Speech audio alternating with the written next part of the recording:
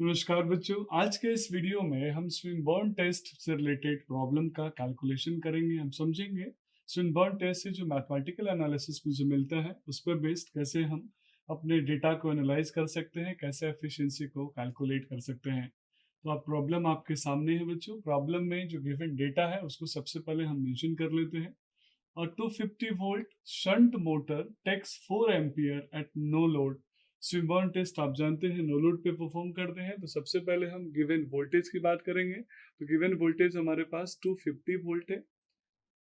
जो करंट ले रहा है नो लोड पे, यानी नो लोड करंट की जो वैल्यू होगी दैट विल बी 4 एम्पियर। आप जानते हैं स्विनबर्न टेस्ट में नो लोड करंट का सिर्फ इतना ही काम है, जो लॉसेस उसमें होती है उस लॉसेस को बैलेंस करना, उस लॉसेस की वैल्यू के इक्विवेलेंट। आर्मेचर रेसिस्टेंस दिया है 0.4 ओम और साथ में संट फील्ड रेसिस्टेंस दिया है 125 ओम। अब आप देखिए डीसी मशीन के अंदर आर्मेचर और संट फील्ड रेसिस्टेंस में क्या डिफरेंसेस होते हैं। जहां armature resistance less than 1 ampere होता है, वही संट फील्ड रेसिस्टेंस की वैल्यू हाईयर होती है। और यही रीजन है बच्चों कि हम स्टार्टर यूज करते हैं। आप जब न्यूमेरिकल करते हैं तो बहुत सारे डेटा आपके सामने आ जाते हैं और आप थ्योरी से उसको कोरिलेट भी कर सकते हैं। क्वेश्चन में बोल रहा है कैलकुलेट आउटपुट्स इन किलोवाट और साथ में efficiency of the motor when load current is 102 ampere. Means full load जो करंट है उस करंट की वैल्यू उसने मुझे दिया है दैट इज 102 एम्पियर। अब आप यहाँ कंपेयर भी कर सकते हैं कि कैसे नो लोड करंट और फुल लोड करंट के बीच में डिफरेंस क्रिएट हो रहा है। इसी गिवन डेटा को हमने यहाँ इक्विवेलेंट सर्किट डायग्राम में बना दिया स्विनबर्न टेस्ट के रिस्पेक्ट में। जिससे शंट मोटर है, शंट फील्ड रेसिस्टेंस 125 ओम है, आर्मेचर का रेसिस्टेंस 0.4 ओम है। लोड मैंने कोई कनेक्ट नहीं किया है। रेटेड वोल्टेज इनपुट 250 वोल्ट है। जो नो लोड करंट है वो 4 एम्पियर है। नो लोड करंट डिवाइड हो रहा है आर्मेचर के नो लोड करंट में और साथ में शंट फील्ड रेसिस्टेंस के करंट में।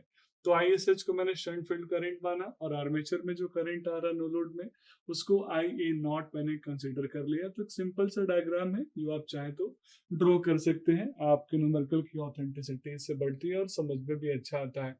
आइए इस गिवन डेटा में सबसे पहले अननोन क्वांटिटी को मैं कैलकुलेट कर रहा हूँ और वो है ISH. ISH mean shunt field current.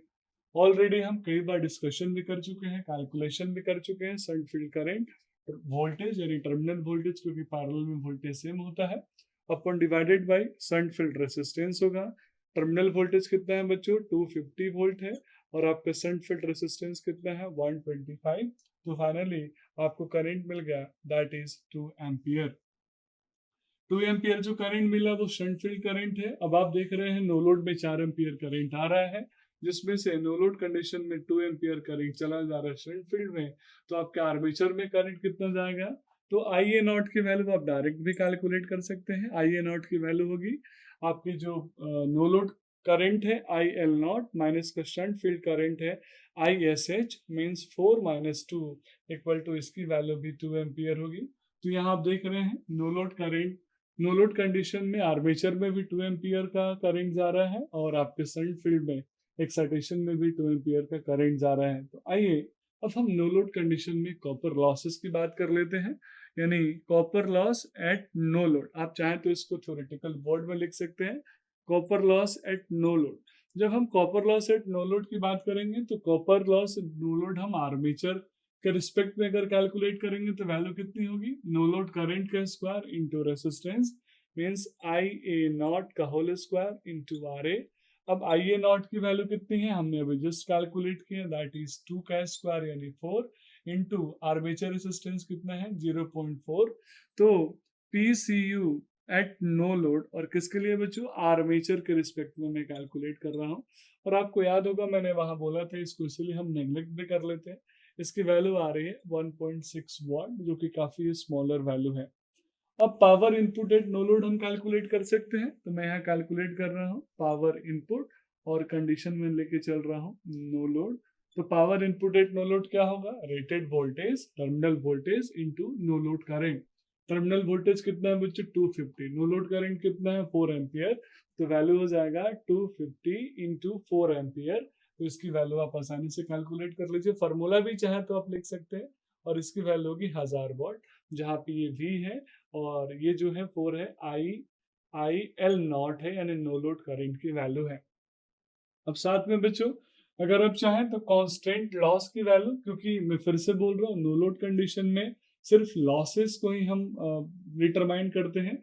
तो अगर आपने कॉपर लॉस निकाल लिया तो यहाँ से आप चाहे तो कांस्टेंट लॉस की वैल्यू भी डिटरमाइन कर सकते हैं। तो आइए मैं कांस्टेंट लॉस को मैं डिटरमाइन कर रहा हूँ। तो कांस्टेंट लॉस की वैल्यू क्या होगी बच्चों, टोटल पावर, यानी जो हम पावर ले रहे हैं नो लोड कंडीशन में, उसमें से मैं अपने कॉपर लॉस को माइनस कर लूंगा। तो पावर कितना है 1000, कॉपर लॉस कितना है 1.6, बहुत ही स्मॉलर वैल्यू है। अगर आप नेग्लेक्ट भी करके चलते तो कोई फर्क नहीं आने वाला। तो 998.4 वॉट इसकी वैल्यू हो जाएगी, क्योंकि काफी मतलब ज्यादा डिफरेंस नहीं आया आप, क्योंकि कॉपर लॉस आर्मेचर में काफी स्मॉलर होता है। ऑलरेडी हम इसके बारे में डिस्कशन कर चुके हैं। हमने नो लोड का एनालिसिस कर लिया, अब आइए हम फुल लोड का एनालिसिस कर लेते हैं। मींस आर्मेचर के अंदर जो भी फुल लोड कंडीशन में करंट फ्लो होगा, उस कंडीशन में करंट की वैल्यू ऑलरेडी हमारे साथ डिस्कस्ड है, गिवन है न्यूमेरिकल में, वो है 102 एम्पियर। अब आप यहाँ देखेंगे लोडेड कंडीशन में, जहाँ नो लोड कंडीशन में 4 एम्पियर का करंट यहाँ पे आ रहा था, अगर मैं फुल लोड कंडीशन की बात करूँ तो ये करंट है 102 एम्पियर। अब यहाँ क्वेश्चन में आपसे पूछूंगा कि जो करंट पास हो रहा है उसमें से शंट वाइंडिंग में, यानी शंट टर्मिनल में, शंट फील्ड वाइंडिंग में कितना करंट पास हो रहा है, तो वो तो 2 एम्पियर वो हमेशा फिक्स रहेगा, क्योंकि शंट फील्ड वाइंडिंग में जो करंट जाएगा उसके लोड से या फिर नो लोड कंडीशन से कोई डिपेंडेंसी नहीं है, उसको कोई फर्क नहीं पड़ता यहाँ पे। तो इसीलिए अगर मैं आर्मेचर के करंट की वैल्यू की बात करूं तो आर्मेचर करंट मैं डायरेक्ट यहाँ कैलकुलेट कर सकता हूँ। तो आर्मेचर करंट कितना होगा, तो टोटल नो लोड करंट मेरे पास कितना आया, मेरे पास टोटल लोड करंट कितना आया, तो 102 माइनस का शंट फील्ड वाइंडिंग में करंट कितना गया, सेम फार्मूला में यूज करूंगा जो अभी यहाँ मैंने यूज किया था, तो इसकी वैल्यू हो जाएगी 100 एम्पियर। इससे पहले बच्चों हम लोगों ने कैलकुलेशन किया था नो लोड कंडीशन में, और अभी हम जो कैलकुलेशन करेंगे वो किसके लिए करेंगे, लोडेड कंडीशन के लिए, यानी फुल लोड रेटेड लोड की कंडीशन के लिए कर रहे हैं। तो आइए, जैसे हमने नो लोड में कॉपर लॉस को कैलकुलेट किया था, तो सेम यहाँ पे कॉपर लॉस कैलकुलेट कर रहे हैं फुल लोड। फुल लोड पे यानी करंट जब वैल्यू कितनी दिया हुआ है 102 एम्पियर का, सेम फार्मूला लगेगा बच्चों, I A square into R A. I A square की वैल्यू यहाँ पे आई ए कितना हो जाएगा 100 एम्पियर, क्योंकि 2 एम्पियर यहाँ गया फुल लोड कंडीशन में, तो ये 100 एम्पियर ले रहा है करंट। तो 100 एम्पियर यानी 100 का स्क्वायर इंटू आर ए की वैल्यू हमेशा फिक्स रहेगी, दैट विल बी 0.4। तो फाइनली बच्चों जो कॉपर लॉस है एट फुल लोड कंडीशन में यानी एफ एल पे मैं यहाँ कैलकुलेट कर सकता हूँ, और उसकी वैल्यू फाइनली आ रही है मेरे पास, दैट इज, आप इसका 100 का स्क्वायर करें और 0.4 से मल्टीप्लाई करें, डायरेक्ट मुझे 4000 वैल्यू मिलेगा, दैट इज 4000 वॉट। अब जैसे हमने कॉपर लॉस कैलकुलेट कर लिया, वैसे ही हम टोटल लॉसेस को भी कैलकुलेट कर सकते हैं। तो आपको याद होगा हमने जब सिम्बर्न टेस्ट पढ़ा था तो वहां समझा था कि लोड और नो लोड कंडीशन में कभी भी कांस्टेंट लॉस वैरी नहीं करता, और इसलिए हम स्विनबर्न टेस्ट को नो लोड कंडीशन में लेते हैं। तो वापस मुझे फिर से यहाँ पे कांस्टेंट लॉस को कैलकुलेट करने की जरूरत नहीं है, क्योंकि कांस्टेंट लॉस एज यूजुअल हमेशा वही रहेगा जो वो नो लोड कंडीशन में था। तो अगर मुझे यहाँ पे टोटल लॉस को अगर कैलकुलेट करना हो, तो टोटल लॉस इक्वल टू कितना हो जाएगा, copper loss at full load plus का जो कांस्टेंट लॉस था, यानी कांस्टेंट लॉस यहाँ पे मैंने मेंशन कर दिया बच्चों। अब देखिए copper loss at full load कितना है 4000, और साथ में कांस्टेंट लॉस की वैल्यू ऑलरेडी हमने कैलकुलेट कर लिया है, ये है 9, यहाँ प्लस साइन होगा 998.4, और फाइनल वैल्यू होगा 4998.4 वाट। तो इस तरीके से बच्चों टोटल आप चाहें तो टोटल लॉस की बात कर सकते हैं, और ये टोटल लॉस जो मैं कैलकुलेट कर रहा हूँ ये फुल लोड पे कैलकुलेट कर रहा हूँ। तो बच्चों हमने लॉसेस कैलकुलेट कर लिया, नो लोड के कंडीशन में भी लॉसेस कैलकुलेट कर लिया, फुल लोड के कंडीशन में भी। अब जैसे हमने इनपुट पावर की बात करी थी नो लोड में, यहाँ हम फुल लोड पे इनपुट पावर कैलकुलेट कर लेते हैं। तो जो इनपुट पावर है फुल लोड कंडीशन में सेम फार्मूला लगेगा जो मैंने वहां कैलकुलेट किया था, terminal voltage into load current. Terminal voltage अभी भी फिक्स है 250, लोड करंट सेम है जो हमने यहाँ पे मेंशन किया है, जो गिवन है, दैट इज 100 इनटू, और इसकी जो प्रोडक्ट की जो वैल्यू आएगी दैट इज 25500 इसकी वॉट हो। अब आप देखिए हमने इनपुट पावर कैलकुलेट कर लिया बच्चों फुल लोड पे, टोटल कॉपर टोटल लॉसेस मैंने कैलकुलेट कर लिया फुल लोड पे। तो यहाँ से मैं आउटपुट कैलकुलेट कर सकता हूँ, क्योंकि आउटपुट और इनपुट का रिलेशन होता है तो आउटपुट पावर इक्वल टू, यानी output equal to input minus losses. आप input power minus losses mention कर सकते हैं बच्चों। तो इनपुट पावर कितना है हमने ऑलरेडी यहाँ पे कैलकुलेट किया है, दैट इज 25500। लॉसेस टोटल कितनी हो रही है, वो हो रही है 4998.4। और इस तरीके से मुझे यहाँ से टोटल आउटपुट पावर मुझे मिल जाएगा। मुझे आउटपुट पावर मिल गया, इनपुट पावर मिल गया, मैं आसानी से एफिशिएंसी को कैलकुलेट कर सकता हूँ।